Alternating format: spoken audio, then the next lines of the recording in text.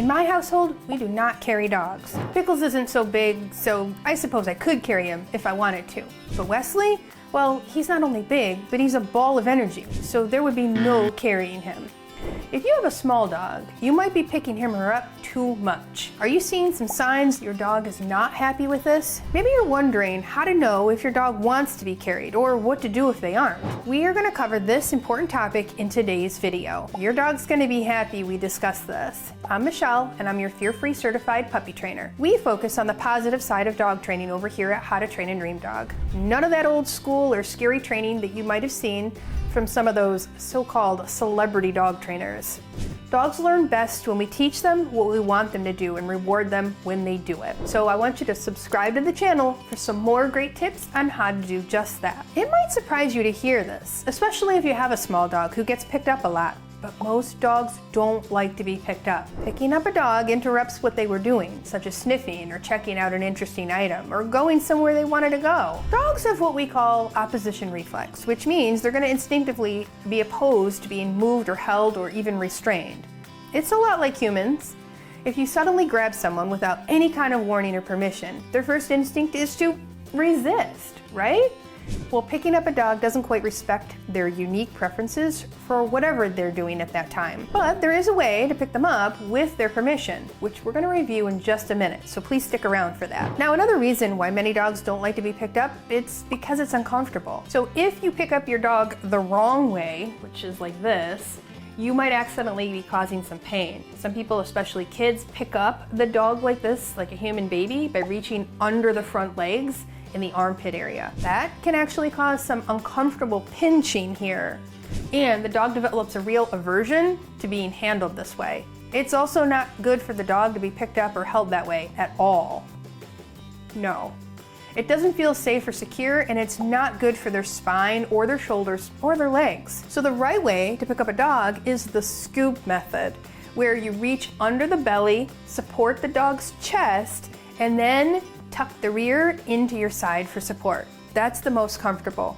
So when you absolutely have to pick up your dog, that's how you should do it safely and for comfort. Now, if you continually pick up your dog when he or she doesn't want it, or you're doing it in a way that is uncomfortable, this could easily lead to a dog who avoids humans and human hands. This is going to make a lot of things difficult, including putting on the leash, grooming, and taking your dog to the vet for exams. It means you'll miss out on the adorable puppy snuggles if your puppy doesn't trust you. Old school approaches to dog ownership often put the dog in the role of, it's just a dog, I'll do what I want. Well, we've learned a lot more about how dogs think and learn, and we know that dogs have emotions and feelings, just like we do. Their brains aren't as complex as ours, but they do have a sense of trust for their humans. And when we do things that go against it, it's going to break down trust. That will make all of your training a lot harder, especially safety skills like leave it or recall. So I urge you to think of your dog as a sentient creature with his own likes and dislikes.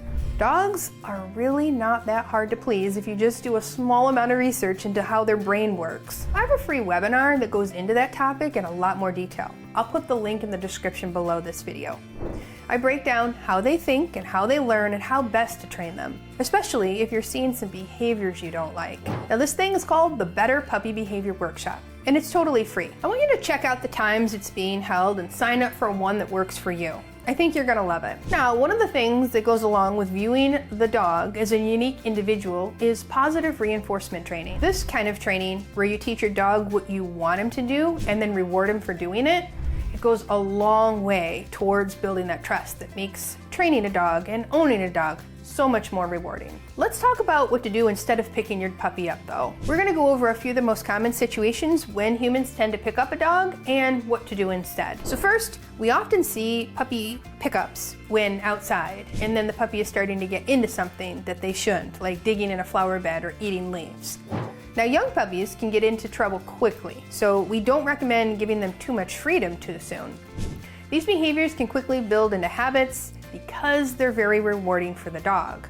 So preventing the behavior from starting is a good tactic. I want you to take a look at this video for some tips on how to do that outside, when distractions and hazardous items are everywhere. We don't recommend that your puppy go outside without a leash for quite some time. If you've been working on some training games with the leash inside, Your puppy will naturally be more focused on you when the leash is on when you're outside. That's exactly what we want. The leash isn't meant for you to pull the puppy away from something or hold on tight while he's pulling or lunging. Proper training signals to your puppy that he needs to tune into you more often, and then good things happen when he does. We have leash skills games in our online puppy training program that can help you build up that awesome habit. Now, when I'm out walking with Pickles and he starts to get a little too far ahead, I can just give the close cue and he returns right to my side. Or if he feels leash pressure when he gets to the end of it. He does this automatically because we've done the training to teach him this, and we reward him when he does it. Rewards are very important, and you should adjust the rewards depending on the difficulty of the skills. Yummier treats are needed for harder tasks. Another situation where people often pick up a puppy is at the stairs. We get it, the stairs can be a challenge for some dogs, especially if the dog is small. Now you might pick up the puppy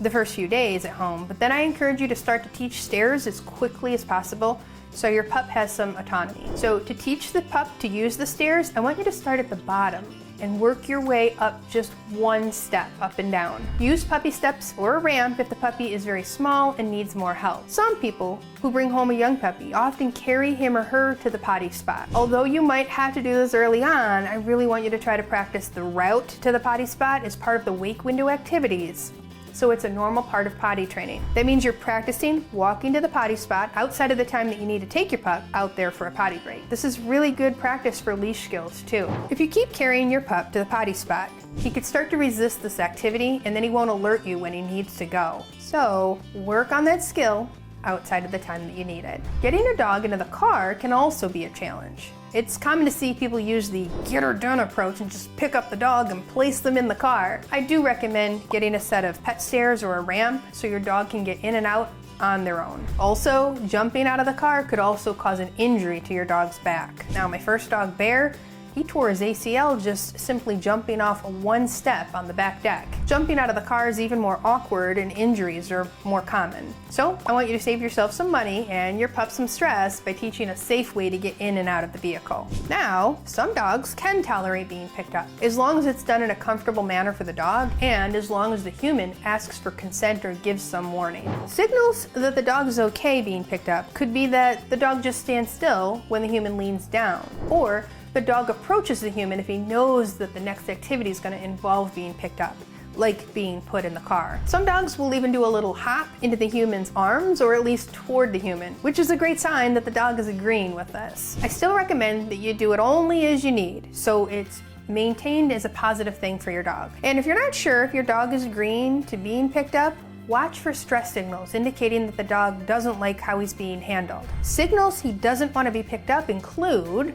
growling, the dog moving away when you approach or lean down, the dog has a tense body, especially in the face, and you might even notice his ears are back, you might see a stiff tail, and I want you to look carefully for the dog being frozen or shut down. This one can look like consent sometimes, so try to look at other body parts in context to see if you notice any avoidance versus acceptance and willingness. Small dogs are definitely at a greater risk for being picked up against their will, and they can have a reputation of being feisty and barky and even growly. But a lot of times this is due to their body autonomy being disrespected, and they develop a distrust of humans. My policy is that if you can't do it to a Saint Bernard, don't do it to a Chihuahua. I hope this helps you understand your dog's preferences when it comes to being handled. And the more you can understand and respect his wishes, the stronger your bond is gonna be, and the more you'll have that dream dog you always wanted. All right, I'm Michelle, your favorite online puppy trainer. I wish you and your pup, big or small, a great rest of your day.